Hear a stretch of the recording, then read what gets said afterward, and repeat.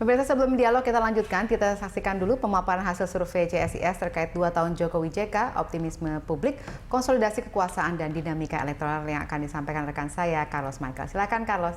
Baik, Valerina Daniel dan juga pemirsa, sudah 2 tahun pemerintahan Jokowi JK. Lalu hari ini CSIS mengeluarkan survei terhadap tingkat kepuasan masyarakat kepada pemerintah Jokowi Yusuf Kala di 2 tahun pemerintahannya. Survei ini melibatkan 1.000 sampel di 34 provinsi di Indonesia yang dibagi dalam 2 karakter, yakni yang tinggal di pedesaan dan juga di perkotaan. Lalu kita akan simak data-data berikut ini, rapor 2 tahun Jokowi dan Yusuf Kala. Kita lihat kepuasan kinerja Jokowi JK pada Oktober 2015, bahwa kepuasan publik yang puas itu adalah 50,66%. Ini meningkat jauh sekitar 16% pada Agustus 2016, survei terbaru di angka 66,50%. Sementara mereka yang tidak puas terhadap kinerja pemerintah itu pada Oktober 2015 sekitar 48,20%, dan ini menurun di survei Agustus 2016 yang hanya sekitar 32,80%. Lalu kita lihat kepuasan publik terhadap kinerja pemerintah di 4 bidang yang berbeda. Ini ada bidang ekonomi, hukum, politik, dan maritim, bahwa yang paling rendah mendapatkan kepuasan publik ini adalah bidang ekonomi. Dan kita lihat secara merata Oktober 2015 di bidang ekonomi kepuasan publik hanya sekitar 30%, ini meningkat menjadi 46,80%. Lalu di bidang hukum, dengan adanya berbagai kebijakan eksekusi mati, kemudian penegakan hukum dan pemberantasan korupsi, 51,10% di bulan Oktober 2015, meningkat tidak terlalu banyak begitu, hanya sekitar 62,10%. Sementara bidang politik adalah bidang kedua yang mendapatkan kepuasan publik paling rendah setelah bidang ekonomi. Pada Oktober 2015, kepuasan publik sekitar 40%, meningkat menjadi 53% pada Agustus 2016. Sementara kita lihat di bidang terakhir, di sana adalah bidang maritim. Di dalamnya ada menteri-menteri yang cukup populer seperti Susi Pujiastuti misalnya. Pada Oktober 2015 itu hanya sekitar 59,40%, naik sebesar 63,90%. Lalu kita akan lihat tingkat kepuasan masyarakat terhadap kinerja Kabinet Kerja yang dipimpin oleh Presiden Joko Widodo dan Wakil Presiden Yusuf Kala. Pada survei terbaru ini, bahwa puas 56%, sementara tidak puas sebesar 42%. Ini adalah hasil survei sebelum reshuffle Kabinet Kerja Jilid 2 dilakukan. Kita lihat setelah kemudian Presiden Joko Widodo melakukan reshuffle, optimisme publik terhadap kinerja Kabinet Kerja Jilid 2 meningkat menjadi 67%. Mereka yang optimis, sementara yang pesimis turun menjadi 30%.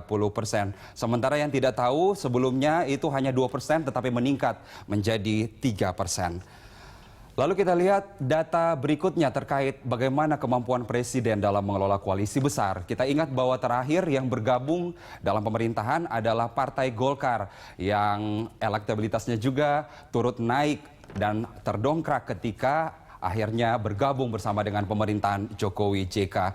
Sehingga dalam hal ini kemudian publik menilai bahwa kemampuan Presiden mengelola koalisi besar dinyatakan mampu sebesar 71%, sementara tidak mampu hanya sekitar 3% saja. Lalu jika kemudian dengan kinerja yang cukup baik ini dinilai oleh publik, lalu bagaimana jika pemilu digelar hari ini? Banyak publik yang menilai bahwa jika pemilu digelar hari ini, maka Joko Widodo akan tetap menjadi Presiden Republik Indonesia. Pada survei tahun 2015 itu tingkat elektabilitas Joko Widodo hanya sebesar 36,10%, sementara pada 2016 saat ini naik menjadi 41,90%. Sementara di posisi kedua, rival utama Jokowi saat Pilpres lalu yakni Prabowo Subianto, itu sebelumnya pada 2015 berada di posisi 28%, ini justru turun menjadi 24,3%. 30%. Lalu selanjutnya ada nama-nama seperti Susilo Bambang Yudhoyono, Ridwan Kamil, Tri Risma hari ini, Ahok dan Anies Baswedan. Yang menarik dilihat di sini bahwa Tri Risma hari ini yang sebelumnya tidak memiliki elektabilitas hanya 0%, ini naik menjadi 4,10, sementara Anies Baswedan yang pada waktu itu menjabat sebagai Menteri Pendidikan dan Kebudayaan sebesar 1,40%, justru setelah direshuffle naik elektabilitasnya menjadi 2,40% saja. Sementara Ahok yang adalah petahana yang digadang-gadang sebagai calon kuat dalam pilkada nanti di DKI Jakarta, sebelumnya itu 4,90% justru di survei terbaru turun menjadi 4% saja. Tentu data ini setidaknya menjadi cambuk atau juga pelajaran bagi pemerintahan Jokowi JK bahwa ada banyak pekerjaan rumah yang harus diselesaikan, terutama dalam bidang-bidang seperti tadi, bidang ekonomi dan juga beberapa bidang yang masih sangat rendah kepuasan publik dalam kinerja pemerintahan itu sendiri. Sementara itu dulu, Valerina Daniel kembali ke Anda. Baik, terima kasih Carlos Michael atas pemaparan Anda. Kita lanjutkan dialog kita, pemirsa. Saya akan ke Mas Ahmad terlebih dahulu, tertinggal untuk mengomentari bagaimana tadi kita juga sudah lihat ternyata memang Golkar meraup positif image yang bagus ya setelah mereka bergabung dengan pemerintahan Jokowi JK. Komentar Anda dulu ini. Ya, kami memahami bahwa politik itu sesuatu yang cair dan berbasiskan kepada kepentingan. Namun begitu, dari sisi kepentingan menjaga, mengawal, mensukseskan pemerintahan Jokowi JK ini untuk menunaikan janji-janji politiknya, memang tidak bisa tidak pemerintahan Jokowi JK ini memerlukan dukungan dan stabilitas politik yang lebih kokoh. Kenapa demikian? Karena meskipun kita menganut sistem presidensial, tapi dalam praktiknya bercita rasa parlementer maksud saya, di mana kebijakan-kebijakan, keputusan-keputusan pemerintahan nasional harus mendapatkan persetujuan dari DPR. Banyak aspek saya kira tidak perlu kita urai di sini.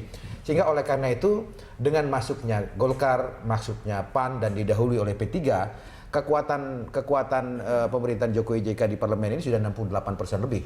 384 itu sudah melampaui 50+1 dalam mekanisme pengambilan keputusan di DPR.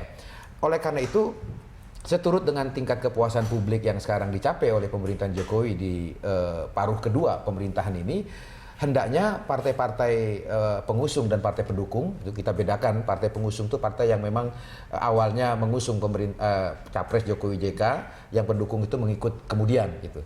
Nah, kita berharap partai-partai pengusung dan apalagi pendukung orientasinya itu adalah pada mensukseskan pemerintahan ini, bukan pada satu langkah politik yang bisa saja membuat konsentrasi pemerintahan Jokowi JK ini menjadi buyar konsentrasinya.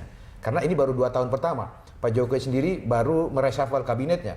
Itu bukti bahwa beliau kurang begitu puas dengan kinerja kabinetnya. Sehingga oleh karena itu kami sebenarnya cukup memahami kenapa teman-teman Golkar mengambil langkah yang lebih progresif, menetapkan Pak Jokowi sebagai calon presiden di 2019 yang akan datang. Karena memang dari segi dimensi waktu saja Golkar ini kan baru masuk belakangan ini, sehingga dia harus mengejar ketertinggalannya sebagai partai pendukung pemerintahan Jokowi JK ini. Tetapi jangan lupa hal-hal yang menyangkut ranah politik praktis, kalau ini tidak dikelola dengan baik, justru akan menimbulkan kontraksi-kontraksi politik yang akhirnya membuat konsentrasi pemerintahan ini tidak pada upaya untuk merealisasikan nawacita Presiden Jokowi JK. Dia bergeser kepada politik praktis dan menurut saya ini akan kontraproduktif. Tapi kalau dari hasil survei tadi cukup bagus ya. Ada 71% keyakinan masyarakat bahwa Presiden Jokowi dan Wakil Presiden JK mampu mengelola koalisi besar ini. Apakah memang seperti itu kekuatannya? Tidak seperti yang dikhawatirkan pihak-pihak lainnya? Itu kan persepsi publik. Tapi dinamika politik yang diceritakan Mas Ahmad Basarah tadi mungkin akan beda juga ceritanya, bergantung pada isu. Di mana mungkin nanti akan ada isu-isu PDIP berseberangan dengan Golkar atau Golkar berseberangan dengan PAN dan lain-lain yang kita hari ini belum tahu gitu. Kalau itu terjadi mungkin dinamika politiknya akan berubah. Tapi hari ini saya kira terjadi hubungan kesaling tergantungan antara Golkar dengan Pak Jokowi dan juga dengan PDIP gitu. Karena Golkar tentu melihat misalnya hasil survei semacam ini yang ada korelasi positif antara pilihannya untuk mendukung pemerintah dengan naiknya tingkat elektabilitas, tentu Golkar akan punya kepentingan untuk meneruskan ini gitu dan menampakkan image bahwa Golkar adalah pendukung pemerintahan Pak Jokowi. Dan sebaliknya, Pak Jokowi adalah sangat dekat dengan Golkar. Misalnya mungkin yang terdekat nanti pilkada serentak, bagaimana Golkar mungkin akan memanfaatkan ini, citra bahwa di tingkat nasional Golkar itu dekat sekali dan mendukung Pak Jokowi dan Pak JK sebagai pemerintah. Ya, memang pada aspek ini kemampuan leadership ya dan sikap adil Pak Jokowi terhadap partai-partai pengusung dan pendukungnya itu memang akan diuji. Karena satu contoh yang disampaikan oleh Bung Philip tadi, perihal dukungan terhadap calon pilkada misalkan, tentu ini akan mengganggu positioning Presiden Pak Jokowi dalam kapasitas sebagai kepala negara dan kepala pemerintahan. Satu contoh praksis saja. Kalau misalnya calon dari Partai Golkar, sebagaimana yang sekarang sudah diinstruksikan oleh Ketua Umum Partai Golkar, bahwa setiap calon kepala daerah dari Golkar membawa foto Presiden Jokowi, ini nanti akan menimbulkan masalah psikologis dengan partai pengusung dan pendukung lainnya. Kita karena akan lihat posisi dinamikanya nanti akan terbelah seperti apa gitu. Ya. Apakah memang benar akan solid seperti yang diharapkan oleh masyarakat, apakah tidak. Tapi kita akan tanyakan dulu kepada masyarakat yang sudah menelpon kita hari ini. Ada Pak Wawan di Makassar. Selamat malam Pak Wawan, silakan dengan komentar Anda. Ya baik ke Pak Philip. Pak Philip, soal survei tadi ekonomi kok meningkat. Padahal dengan kasat mata Pak, dengan kasat mata Lebaran, Idul Fitri apapun, harga daging itu nggak naik-naik, nggak turun-turun. Kebutuhan pokok itu naik. Kok bisa surveinya seperti masyarakat puas dengan ekonomi, malah meningkat. Terakhir harga ayam saja nggak mampu dikendalikan oleh pemerintah. Apa itu seperti surveinya tutup mata dengan persoalan ekonomi itu masih loh Pak. Semua dan koran Bapak yang didirikan oleh CSS, Kompas pun memuat bahwa pemerintah tidak bisa mengendalikan harga daging. Ini persoalan kok puas. Ini saya ragu dengan hasil survei ini soal ekonomi. Itu masih di seluruh Indonesia loh. Kemudian kebutuhan pokok naik terus. Itu masih kemudian impor sana impor sini. Kok bisa puas itu ekonomi? Kita akan tanyakan lebih lanjut Pak Wawan dengan Pak Phil di sini. Saya akan tagih dulu ini jawabannya bagaimana. Kenapa kemudian ini kita memang belum bahas lebih detail soal ekonomi. Kenapa kemudian ada peningkatan kepuasan di bidang ekonomi? Saya kira begini, memang tadi sudah saya sampaikan bahwa tingkat kepuasan masyarakat tinggi kecuali di bidang ekonomi. Jadi bahwa tingkat kepuasan di bidang ekonomi tidak setinggi kepuasan masyarakat di bidang maritim dan lain-lain. Menurut saya mungkin itu sebabnya karena masyarakat tetap puas karena ada kompensasi.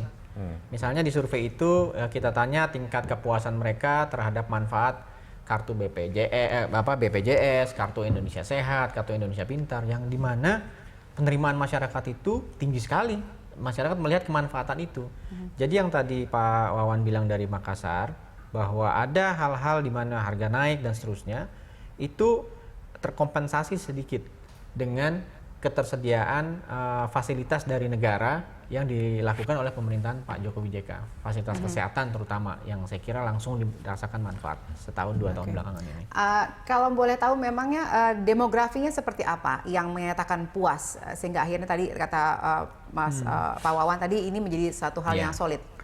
Saya nggak tahu apakah ditampilkan atau tidak di layar, tetapi di antara semua karakter demografis tingkat kepuasannya merata. Di antara yang berjenis kelamin perempuan dan laki-laki, memang yang terutama orang banyak bilang puas dengan pemerintahan Pak Jokowi JK ini adalah mereka yang hidup di tempat yang dikategorikan masuk rural, pedesaan gitu. Dan ini basis dukungan Pak Jokowi sejauh ini, di mana di berbagai pertanyaan mereka yang tinggal di pedesaan ini pandangannya sangat positif terhadap pemerintahan Pak Jokowi JK. Apakah mereka tidak terpengaruh misalnya tadi kata Pak Wan dengan harga kemudian dengan kondisi ekonomi tadi kesenjangan saya kira mereka berpengaruh. Cuma kan ada soal lain ya di samping harga real, tapi juga ada faktor lain yaitu misalnya trust terhadap pemerintahan Pak Jokowi JK gitu. Bahwa misalnya harga memang rendah, tetapi masyarakat mungkin melihat bahwa Pak Jokowi JK ini sedang bekerja gitu. Ini modalitas yang mungkin nggak pernah dimiliki presiden lain sebelumnya. Bahwa walaupun situasi ekonomi kurang baik, tetapi masyarakat tetap memiliki trust yang tinggi terhadap pemerintahan ini modal yang tadi saya bilang, modalnya Pak Jokowi JK agar sekarang 2 tahun ke depan kan, tahun terakhir udah nggak bisa lagi tuh, kan udah sibuk kampanye pasti kan. 2 tahun ke depan bisa mengejar perbaikan di bidang ekonomi. Oke, kalau kita melihat tim ekonomi yang sekarang ada pasca reshuffle, karena juga survei ini dilaksanakan pasca reshuffle, apakah sudah cukup baik untuk menjawab tantangan di bidang ekonomi? Saya bukan ekonom, tetapi dari berbagai diskusi, saya lihat ada harapan yang tinggi dan penerimaan yang baik terhadap pilihan-pilihan di Kementerian Ekonomi. Terutama misalnya Bu Sri Mulyani yang diterima dunia investasi, diterima oleh masyarakat internasional, dan di dalam negeri kredibilitas dan integritas Bu Sri Mulyani kan tidak diragukan gitu. Sehingga dan keberaniannya memotong anggaran dan lain-lain itu butuh keberanian gitu dari seorang menteri gitu untuk meyakinkan presiden bahwa ini harus dilakukan, dan Bu Sri Mulyani mau melakukan itu gitu karena memang situasi yang memaksa. Dan saya kira dari sisi itu orang bisa melihat ada leadership dalam bidang ekonomi Indonesia, dan mudah-mudahan waktunya cukup untuk memperbaiki ekonomi. Oke, kita break dulu, nanti kita akan lebih lanjut membahas permasalahan ini. Kami akan kembali saja dari berikut ini pemirsa.